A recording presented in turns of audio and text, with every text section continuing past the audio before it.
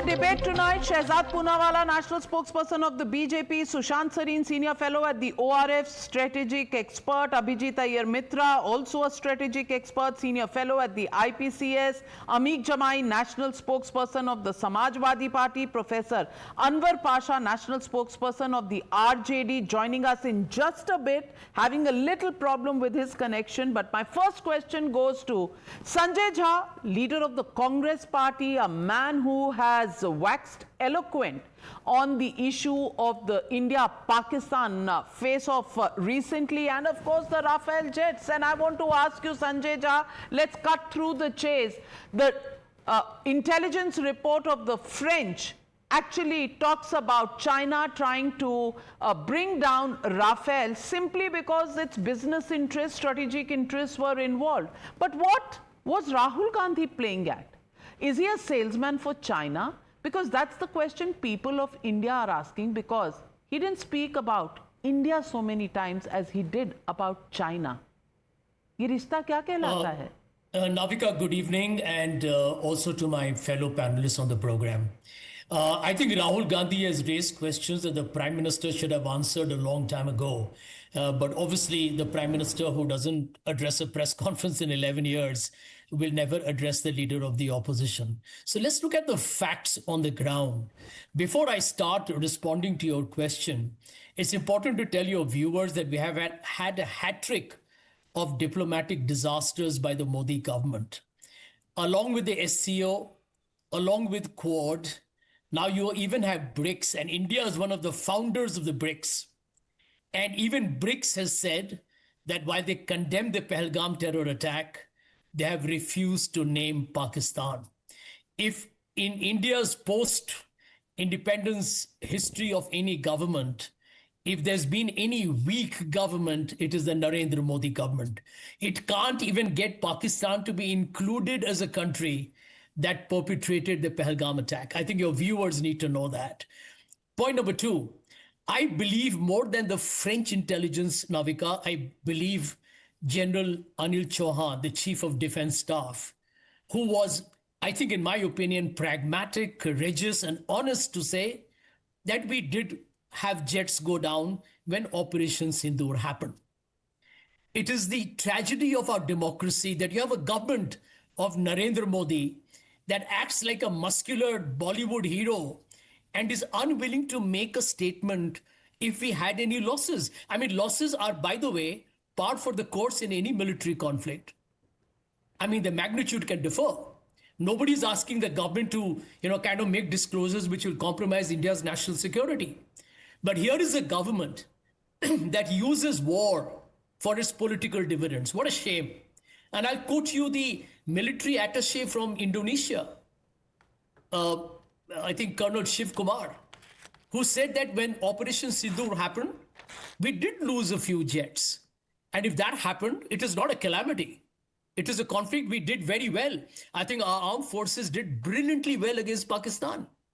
I think the Modi government is such a weak-kneed, I would call them cowardly government, which we call in India in Hindi as darpok and kair, that they're not even willing to take elementary responsibility or leave it to the armed forces to do the conversation.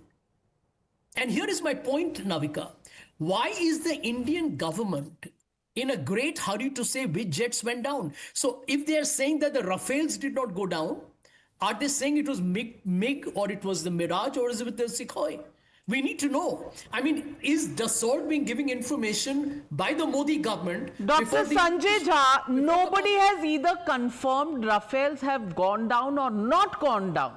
The fact of the matter is, in a battle of the kind that we've had, there would be some losses. But you know what the problem is? And the Congress party, the opposition, is not part of the solution, it is part of the problem. And the problem is that you people would have had a vulture dance if any information would have been given out, because you are more ready to believe China than you are to believe your own military spokespersons who actually came and briefed You were not ready to believe them. Look at the statements that came can on accuse you of during believing the French the intelligence and not time Indian we army. were still engaging with Pakistan. I have played out all the sound bites of what Congress leaders were saying, and that is why I come to the question, Shehzad Poonawalla. I mean, we are not kindergarten students here that we don't know that when you are in a war situation, you inflict some losses on the other side and they inflict some on yours. But the way the opposition has been going on about it, do you think they would have believed anything that had been said by the government at that time, press conferences or no? First of all, namaskar to all the panelists, Sushant Bhai, Abhijit, Navika, Yus, Adab to Amik ji, and Ni Hao. This is a Chinese greeting to Sanjay Jaji. Now, you know, Navika, we established a new normal through Operation Sindoor.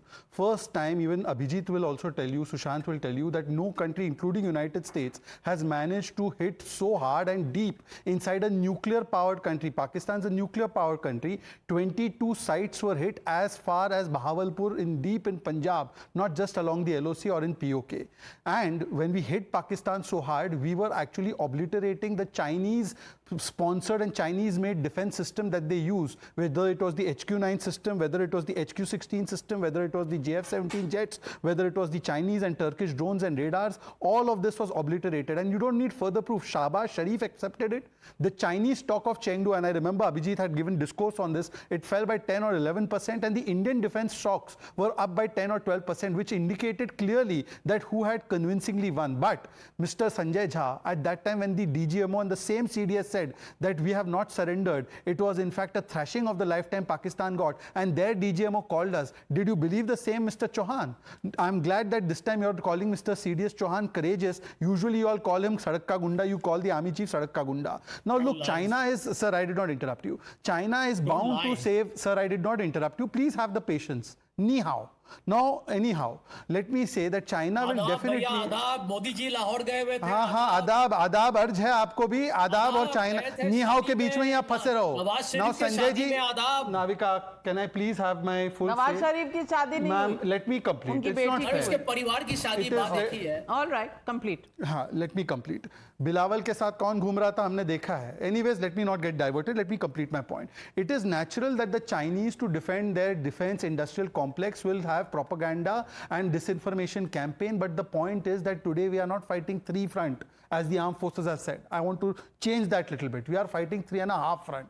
The three fronts, the armed forces have already said. The half front is the one that is sitting here and whose name should be not Indian National Congress, INC. It should be I need Chinese MOU. I need Chinese money. China का लेकर माल करते हैं उनके झंडे को आगे, ये झंडा और प्रोपेगेंडा उन्हीं का बढ़ाते हैं. And this is not the first time. Now we can look at this series. Who said that Galwan में हमने bravery नहीं दिखाई?